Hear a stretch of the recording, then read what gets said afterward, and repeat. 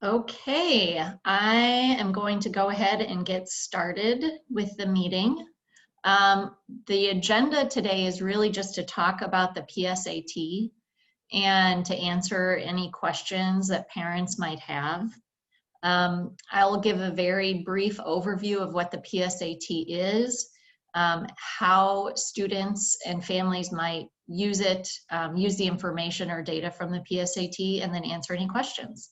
So the PSAT is a standardized test created by the College Board. You might know College Board if you think about AP. College Board does advanced placement and also the SAT. The PSAT has been used in the United States for many years. Primarily, it's given to juniors across the United States, and it's really a qualifying exam for the National Merit Scholar Program. And what happens is that there are universities and colleges across the US who can choose to participate in the National Merit Scholarship Program. And if they choose to participate, those colleges and universities basically have made an agreement to pay a student who ends up moving through the ranks in the scholarship competition to be a national merit finalist, that student would receive some money from that university or college. And typically, a student would have to score in the top 2 to 3% of all students across the country in that year to be eligible to earn scholarship money from a university. So we've given the PSAT at DSHA since I've been academic dean, so 16 years. And we've given it to sophomores and juniors. The reason why sophomores would take it is just for practice for standardized testing. We would consider, and even the PSAT for juniors is considered a low stakes test, meaning it's not a college entrance exam. There's nothing riding on it, like an ACT or an SAT. And really it's just another exposure to standardized testing. What makes the PSAT, I think, in standardized tests in general interesting this year, and even last year, is that the standardized testing landscape at colleges is really changing. And I've observed this for the last 2 years with interest, in that colleges and universities many of them are moving to test optional admissions, meaning that they are giving students the option to submit the ACT or SAT as part of a college admissions decision or not. The research has long borne out, and this has been true for decades, that the highest predictor of a student's success and matriculation in college is her or him. Yes, I have heard that boys do go to college, not just females, but the highest predictor of success and matriculation in college is a student's course load in high school and the grades earned.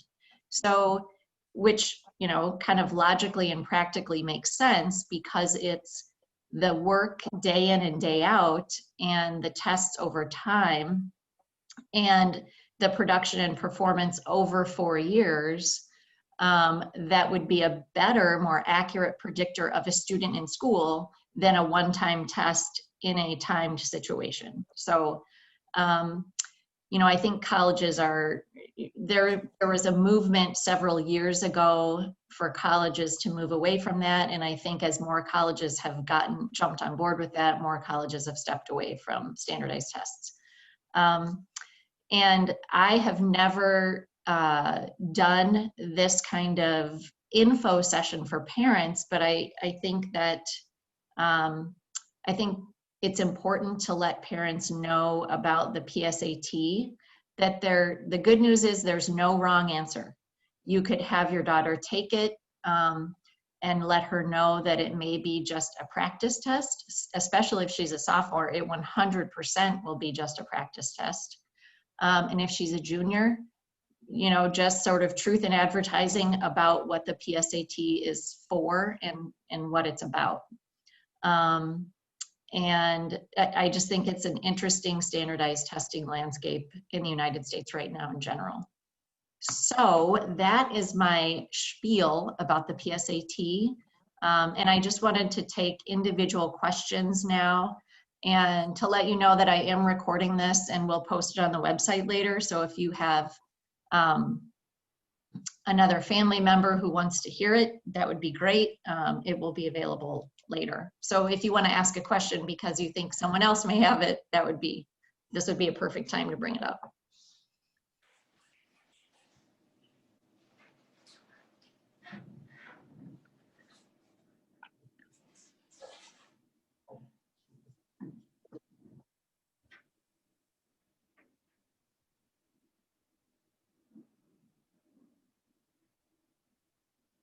Anybody have any questions about anything? It could be about logistics for the day or about the test itself or anything. Actually, I had a question about that. Yes, the logistics for the day, what should she bring to the test and kind of what are the time frames of it? So the test is 2 hours and 45 minutes. So you can just sort of say around 3 hours. The only thing that she would need to bring is a number 2 pencil, a few of them. Bring maybe water bottle, kind of a snack. We'll give a break. And the time frame is about 8 to 11. She should bring her calculator just in case there are portions that maybe the calculator may be allowed. I haven't seen, we're going to get delivery of the PSAT on October 7th. So we'll see if that's the case, but I always tell students to bring it just in case. Yeah, water bottle for sure. Yep. Staying hydrated.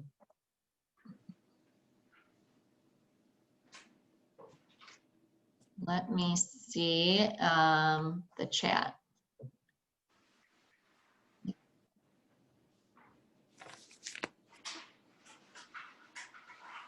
Are you on? So, are you on muted?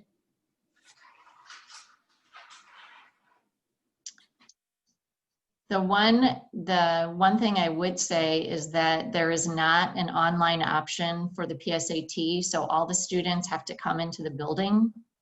That's one of the reasons why we don't have any classes at all on that day, because we have to accommodate, and this year, and actually I was in a meeting right before our meeting right here with our administrators and student services. We are asking families to RSVP for the PSAT. Boy, that's a lot of initials there, because we really do need an accurate count for how many students will be in the building, because of course we need to socially distance the students. We need to make sure that we have enough proctors for each setting.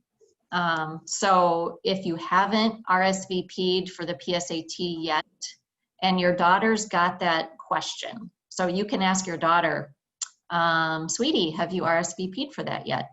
So the question from Sarah is, yes, you do need to sign your daughter up. She needs to reply to Mrs. Rodriguez-Reed sent out information via Teams and email, and she's today was sending out, if she hadn't heard from a student, she has a list and she's emailing those students for the 4th time to try to get the information. So we're gonna have to track down every single student no matter what.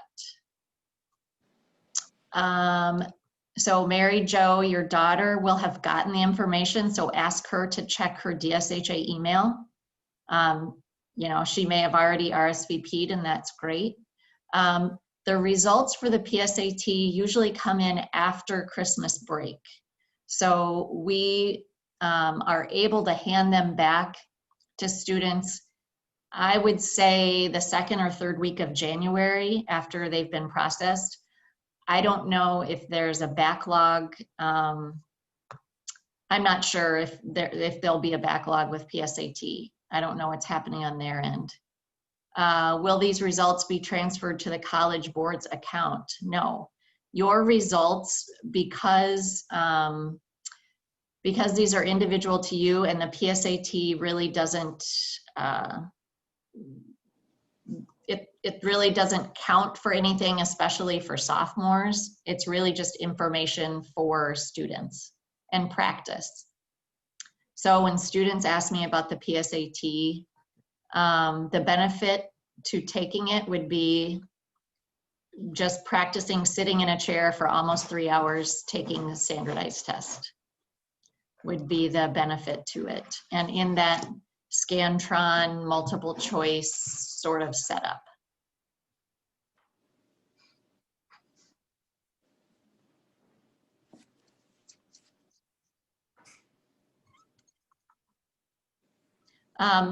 The other thing is the students do not have to wear uniforms to show up to take the PSAT. They can come in their comfortable clothes. I would say, depending, because we will have to spread the students out. So she may be in a classroom that tends to be cooler. So layers are always great. A fleece or a sweatshirt in case she gets chilly. Pat is asking a question if I could repeat information on the national merit. So the PSAT is a qualifying test for the National Merit Scholarship competition. That's all that it is. And so the PSAT, every year, students in a grade level are considered a cohort. So that cohort, the top 2 to 3% in the country of all the test takers, and this ranks in the millions, the top 2 to 3% of those students would be allowed to be in the National Merit Scholarship qualifying test competition. And if a student gets a particular score on the PSAT as a junior, this only counts for junior year, as a junior, she would be allowed to go forth in the competition, and then she would have to submit, or he, the student would have to submit additional material. Like an application for a scholarship is what it entails. And then if she were a finalist or he were a finalist, depending on the college or university the student might attend, that university or college has to participate in the National Merit Scholarship qualifying test competition to then provide some amount of money to that student. So if a student would go to a college that doesn't participate in that, there may not be money available, even if he or she were a top qualifier, 2 to 3% in the nation. So it's really individualized to the college. And I know that's a lot of information and a lot of if this, then that. That's kind of how it tends to run with scholarships in general. Pat, I hope that answered the question on national merit. And because, I would say one other thing, because it's a, every year they take the junior class as a cohort group, there's not like a cut score. There's not like, if you score this on the PSAT, then you for sure will be, in the running for a scholarship. Every year, the, kind of the goal line changes depending on that cohort of students. So there's a range, but not a definite score. So I would say as parents, the thing that would be most helpful right now is for you to check with your daughters to make sure they've RSVP'd. And if your daughter tends to be a nervous standardized test taker, you can assure her 100% that there's nothing to be nervous about for this test. There's nothing at stake. There's nothing on the line. It's really just a practice. for her to become comfortable in a standardized test setting, for her to kind of get a feel for, yep, like this is what a standardized test feels like. So she doesn't have to study for it. She doesn't have to prepare anything. She just has to show up and do her best, and that will be absolutely perfect. So there's no downside to her just taking a chance with it. And there's also, by the same token, there's no downside for her choosing not to take it, or for your family deciding, you know, her maybe using those 3 hours in a different way would be a better use of her time that day. So there's really no wrong answer on this test. Mary Jo had a question about, when do you suggest they start reviewing material for SAT or ACT? And does DSHA have any summer programs? We do not have any summer programs. We do have built in a lot of math and science classes built in ACT prep junior year. That's when the ACT would happen. And reviewing material is really just, I would say that's pretty individualized. And because the ACT is really curriculum aligned and curriculum based, it tracks with the typical junior year curriculum across the country. So just the mere fact that your daughter is taking, she's in her 3rd year at DSHA is going to put her in really good stead. And again, I would say the best review for a standardized test is replicating the standardized testing environment, meaning the timed situation with multiple choice. The content review is not as much of an issue because it tends to be, it's not a test of how much content can your daughter regurgitate. That's not it at all. The standardized test is really a test of how well your daughter can perform in a time-restricted situation with this format of standardized testing. So the multiple choice and reading, you know, the skill of reading a standardized test and knowing how to take that test. It's not so much content review. So what I steer to students towards, and really research has shown it's the best way to prepare, is to take standardized test questions over and over and over and over. And DSHA has a free ACT prep program that is exactly that. We researched and found the one that we wanted. It's accessed through our library. Super easy. Our librarian can help your daughter get signed up for it. And what it does is it just sends, you know, she just tests by taking standardized test questions in little bits and pieces over a period of time. That's really the best preparation for it. So I would recommend, if any of you are interested in ACT or SAT prep, that you have your daughter reach out to our librarian and she can get her connected super easily. And the other great thing is it's totally online. Even before COVID, it was totally online. So your daughter can, you know, take a few questions in the evening, take a few on the weekend, take a few over summer break every day. I mean, it's really easy to kind of build in. Heather, I have a question for you. Yeah. Looking forward to next year, my daughter's in 10th grade. So when she gets to her junior year, does DSHA actually facilitate and or proctor the ACT, SAT tests on site, or is that something we do outside? How does that work? Yeah, great question. So we do have all the juniors take the ACT at DSHA, and it's built into our school calendar. And that is a statewide testing day every year. And I believe it's in March 2nd or 3rd this year. It's usually right around the end of February, beginning of March. And so that's just totally built into our school day. And DSHA offers, we're a site that has additional ACT testing but for sure your daughter will take one at school. And then if she would want to do additional ones, you can sign up online through ACT pretty easily. And there are always high school sites across, like all over the Milwaukee area. So if there's a high school that's closer to where you live, that would be easier for her on a Saturday to take. And that's when those additional tests are always Saturdays. So sometimes parents just kind of look at the location that's closest to where they live.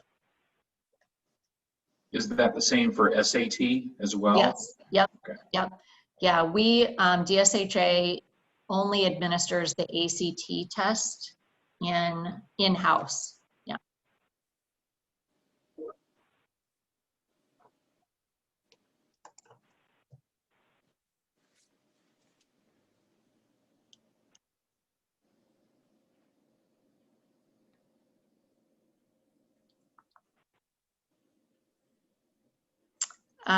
Great question from Mary Jo. Do you recommend taking the SAT at all? So the SAT is more widely used on the coasts. So if your daughter is interested in going somewhere in California or somewhere on the East Coast, she may want to consider the SAT. A lot of colleges really do take either test. So it's pretty open. Colleges are trying to be more user-friendly as far as the college admissions process and giving students the option of which test they want to submit. And as I said, I think I was just touching base with our college director, and I think at this point, almost 2,000 colleges across the US are test optional. So depending on when your daughters get there, it may be totally optional to submit standardized testing scores, or like who knows what will be on the horizon at that point. I could say that for your daughters, the best preparation and the best resume for college admissions at this point is ensuring that she takes 4 years of science, math. Well, she has to take 4 years of English, science, math, English, social studies, and if she can, at least 3 years of a world language. That would kind of put her at the top end of competing with the other students on paper as to how much exposure she had. So. And I tell students too, who stress about wondering if they're taking the right classes or not the right classes, that if they really focus on taking 4 years of the core classes and at least 3 years of a world language, that puts them in good stead, and remind them that no one will graduate from DSHA with a bachelor's degree in anything. You're just preparing to apply to college, just to relieve some of the stress of, the right classes, so to speak. Does the ACT or SAT allow people to shine differently? That is a great question. And in the past, yes, there was more of a difference, but as the ACT became the test that colleges really liked, because they saw that results on the ACT were more predictive of student success, the SAT saw that, and they changed up their test to more closely mirror the ACT just to be competitive. So it's really interesting to see the ACT and SAT are the two big dogs in standardized testing for college admissions. And it's been interesting for me to watch over the last 16, 17 years as I've been in this position to see how they've morphed over time. And so right now, they're kind of a horse apiece. The ACT is certainly more widely known in the Midwest. And that's the reason that we offer it at DSHA.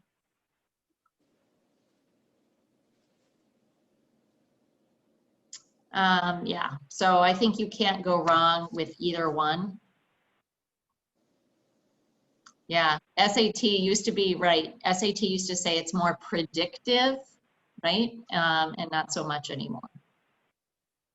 And I do think it's really hard if I had the ACT folks here and the SAT folks here, and I challenge them to, you know, show me the research that shows that standardized test results are the most predictive of a student's success in college. They would not be able to show me that research, because it really is that the course load and a student's grades over the 4 years of high school, which again makes logical sense, not necessarily just the one-time test that would be predictive.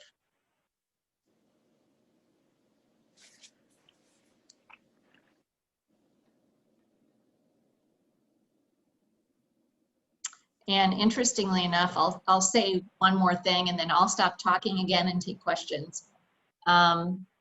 What I have observed and what I'm wondering is, in our kind of online instruction and the hybrid instruction that we're doing this year, because we are using My DSHA as a platform for students to take online quizzes, online tests. Some of our electronic textbooks have the capability built in as well, that students are faced with more multiple choice kinds of questions maybe than they would have had in all of their subjects at school physically kind of every day. So I was talking with our faculty and I said, you know, I wonder if students are getting more practice at a standardized testing scenario without them knowing that's what, you know, what's happening, because of the nature of the efficiency around technology and the platform that we're using. So, you know, maybe just a benefit that they're not even thinking about.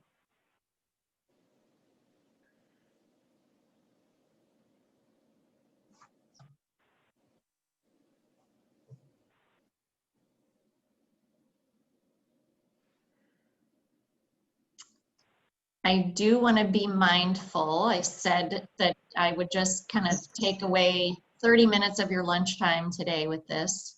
And I have 12:28, but I would like to take in the last few minutes if there are any other questions. You could put them in the chat or feel free to unmute and ask. But again, I will make sure that our IT folks get this up on our website as soon as I can save it and download it and send it out. And certainly feel free to ask me if you ever, you know, if you have a question that you think about tonight at the dinner table, or your daughter asks a question. Your daughter can email me, you can email me. I'm happy to answer any additional questions too. Excuse me. Yes, we can certainly encourage the girls to go see Mrs. Thiele. We do advertise this, so to speak, but I think double teaming between, you know, those of us at DSHA and parents at home, if we double team, I think this is a great thing. It's a great resource, and I just really advertise it to students, saying you are not stuck practicing the ACT for hours and hours. You can really just build this in 15 minutes a day, you know, 3 or 4 times a week. So it's like getting a little workout in without feeling like you're training for a marathon. But over time, the accumulation of this practice just gives girls this sense of confidence and exposure to the type of question. They become really skilled standardized test takers. And I would say really skilled test takers in general, because of the repeated exposure. So I will definitely do all kinds of nudging. And I know our librarian is super passionate about it as well. So I will make sure that she's kind of advertising it as well. Where specifically should they report? They just need to come into the commons and quad area, and then we will let students know, you know, you report to that classroom, you report to this classroom. So we're, between now and October 14th, we're really gonna be kind of putting girls in classrooms based on how many girls are coming and all that jazz. So, and I would just ask all of you if you could spread the word with your other parent friends, just to say, hey, has your daughter RSVP'd for the PSAT yet? Just so we make sure we have an accurate count. Okay, well, I think that is it for today. As I said, I'll be posting this. I'll make sure this is posted on our website, but feel free to send me any additional questions. And I hope you have a great rest of your day. It was great to meet with you. Thank you, Dr. Mansfield. Bye-bye.